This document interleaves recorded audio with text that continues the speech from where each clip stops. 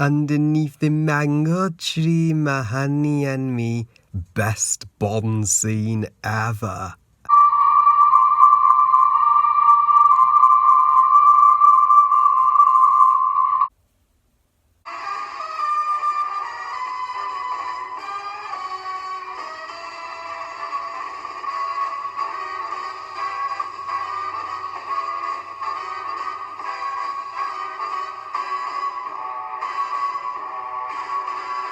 Dr. No, directed by Terence Young, and is the first ever instalment of the James Bond movie franchise, the longest running movie franchise in history based on Ian Fleming's James Bond, as well as the first Bond movie to star Sean Connery as 007. So, Dr. No tells the story. Agent 007 himself, James Bond, is sent by MI6 to investigate the disappearance of an agent in Jamaica, and Bond soon finds himself in the ultimate battle against the notorious scientist and member of Spectre, Dr. No, who has plans for the US space station on his lair of Crab Key, but in order to defeat Dr. No, Bond will need the assistance of his friend Quirrell and the gorgeous Honey Rider. Before I review the 25th Bond movie, No Time to Die, this April, the fifth and final Daniel Craig Bond movie,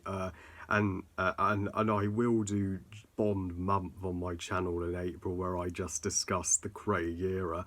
But before then, I will review some of the classic Bonds, and what's a better movie to kick off my Bond reviews than the very first, Dr. No. Dr. No was a huge gamble back in 1962, being the first ever Bond movie to be made, and it is the cheapest of all the Bond movies, with a budget of just $1.1 million. It was an experiment to see if Ian Fleming's character could translate to film.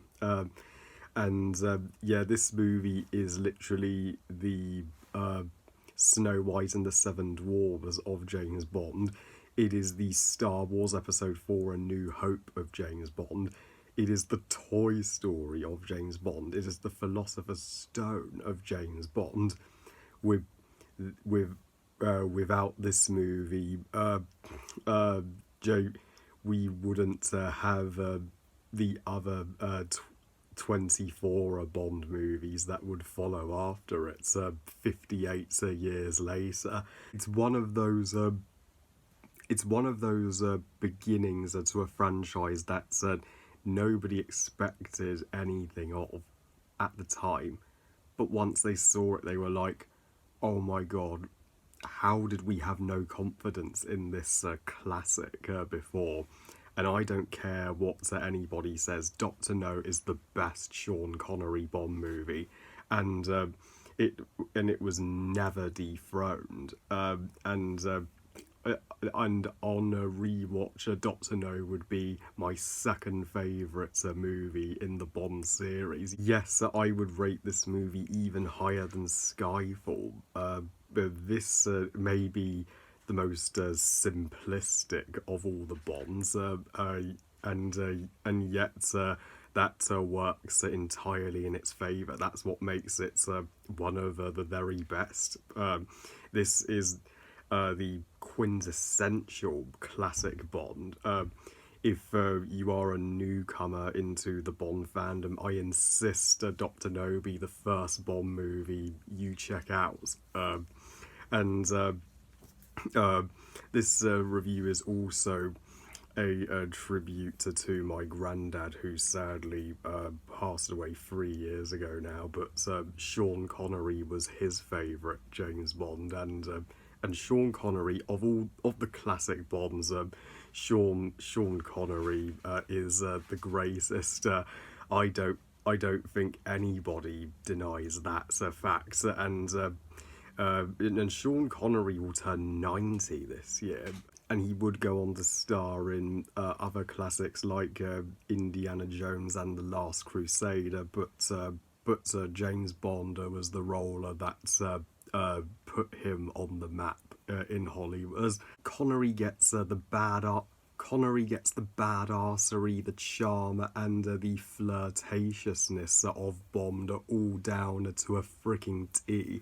And his delivery of the classic line, Bond, James Bond, is the most slick of all the Bonds when when he is in playing cards with Sylvia Trench, and she asks for his name, and that line delivery would be on par with, well, the Daniel Craig line deliveries as the best delivery of the line. And the movie's title antagonist, Dr. No, he would be on par with Blofeld as my favourite Bond villain, while he just has 20 minutes of screen time in a hour and 50 minutes long movie. People also complained about Sir Christoph Waltz's Blofeld having a lack of screen time in Spectre, but that's never bothered me in Spectre, and it's for sure doesn't bother me in Doctor No, because Doctor No doesn't need to have all the screen time in the world, and he doesn't need to do so much to be the most legit threat Bond has ever faced. I love how calm Doctor No is. He never once yells, which is what makes him all the more unpredictable as a villain. And you get a sense of that he takes no prisoners when he just crushes the statue in the dinner scene with Bond in the third act. And there is a theory that Rami Malek's villain Safin in this year's No Time to Die could be Dr. No, as he does look similar in appearance. And since the Daniel Craig era brought Blofeld back, they may also bring Dr. No back. I would personally love Safin to be revealed as Dr. No. That as that would be a wonderful tie-in to Dr. No, and No Time to Die, I've heard, will visit Jamaica again, so it is going to have several callbacks to Dr. No, I predict. Even though Dr. No was presumably killed off in the final battle of this movie when Bond kicks him into the tub of asses, that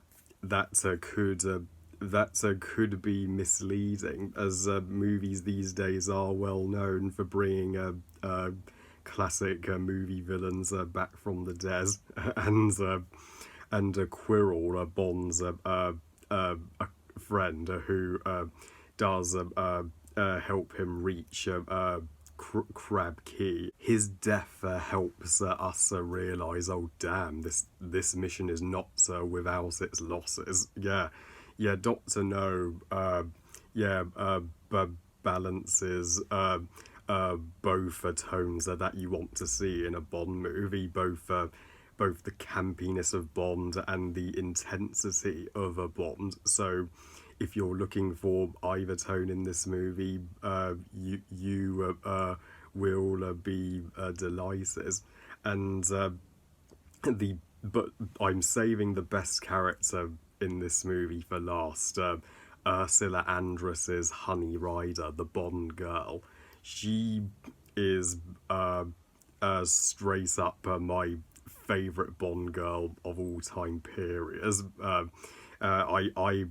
That's how awesome I think she is. And she has the most iconic introduction of the Bond girls when she emerges from the ocean in her white bikini, and she is singing the Underneath the Mango Tree song, and she's holding the seashells, and then Bond joins in singing with her. And Ursula Andress, she's in her 70s now, and she is still extra glam. And back in the 60s, in that bikini scene, she is a actual goddess.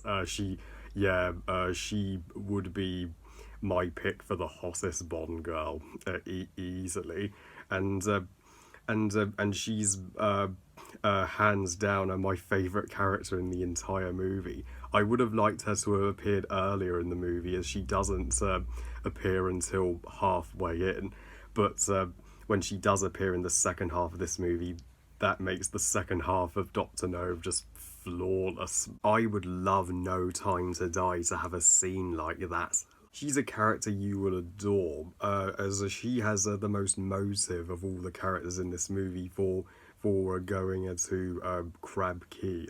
Bond is going there because it's his mission, his job. But Honey has more personal motives. She tragically lost her father at Crab Key, and she was also raped by her local landlord, and she got her revenge by putting a venomous Black Widow spider on him. So with a backstory like that, you're just shit has happened to this poor woman, and she is the one to get Bond to Crab Key in the first place. Without her, Bond wouldn't have even got within a mile of Crab Key, and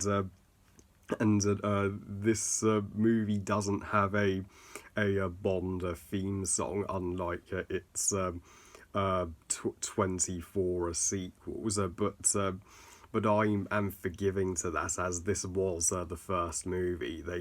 They didn't think of a song at the time, and to be honest, how can you incorporate the title Doctor No into a theme song? But at least it has one of the most important parts of the Bond formula, the opening gun barrel shots. The title sequence does have that instantly recognisable da da da da da da da da da da Bond music to it. So, and we, I love that the Bond movies are a world tour of the globe. We get to, even though they are primarily British and couldn't have contributed more to British cinema, we do get to see a different location in each movie. And Jamaica is stunning. It's one of the first locations that would come to your head when you think of a spy movie. This movie even has a kick-ass car chase, so automatic 5 stars out of 5 action-wise. And when Honey and Bond are in Doctor No's lair on a Crab Key, they see these huge piranha-like fish swimming in a tank, and those fish were literally edited into that scene and made to look larger without any CGI whatsoever. That goes to show that that practical effects can be more effective than CGI. Had those fish been CGI, you could have pointed out how fake they would have looked, and in the and in the final shots, Honey and Bond do kiss and sleep together on the boat as they escape the exploding Crab Key, and this would be the most common ending in the classic Bond era, where Bond sleeps with the Bond girl on the boat after escaping the climax. So overall, Doctor No will forever remain my favourite Sean Connery Bond movie, and it's still my second favourite of the 25, and it is one of the most important cinematic landmarks, and it offers everything you could ever want in a perfect Bond movie: a stylish Bond, a freaking awesome Bazzy, a gorgeous and badass Bond girl, a car chase, and a all action finale. I've recently heard the runtime for No Time to Die will be 3 hours, and only time will tell if it can top Doctor No. I give Doctor No 5 stars out of 5, best movie ever. Thank you so much, Dr. No, for without you, the James Bond movie franchise wouldn't exist. Well, I love you guys. Thank you for watching. I hope you guys enjoyed this review. And what are your thoughts on Dr. No? And what's your favourite Sean Connery Bond movie? Please comment and let me know. Please like this video and subscribe. Please follow me on Twitter and on Instagram. And I'll see you all next time when I review the Sonic the Hedgehog live action movie, as well as continue the Harry Awards. And remember, movies are us. Bye, guys.